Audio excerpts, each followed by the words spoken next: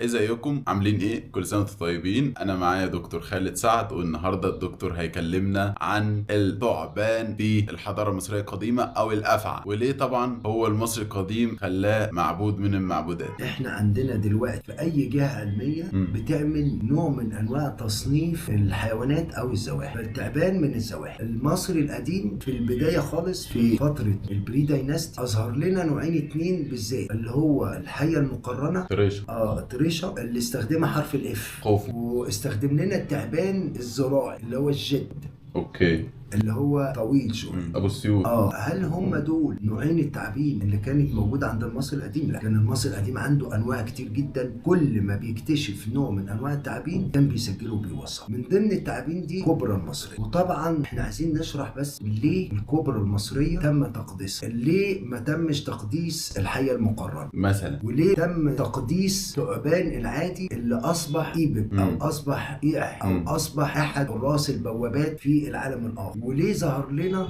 احد حراس البوابات في الايميد وات او البريت ايميرو بشكل بشري براس تعبان وماسك في ايده سكينه وواقف على بوابه ومستني من المتوفى يقول له كلمه السر. الثعبان المصري استخدمه المصري القديم، وخلي بالك اللي انا هقوله ده معلومه تكاد تكون مش معروفه لكتير من الناس، ان المصري القديم حنط التعبان وحنط كم كبير لم يترك المصري القديم شيء الا حنط، فيما عدا طبعا النمل. انا شفت مومياوات لقطه قبل كده. لكن هو مثلا حنط البرص من الزواحف، وحنط التمساح من الزواحف، دي شفتها، وحنط التعبان من الزواحف. اولا، هل المصري القديم ادرك الفرق ما بين الثعابين السامه والثعابين الغير سامه؟ لا ادرك. هل المصري القديم استطاع ان هو يستخلص السم من الثعابين السامه لاستخدامه كترياق او احد وسائل الحرب، لان كان بيحطوا على رؤوس الاسهم اللي معموله من المعادن؟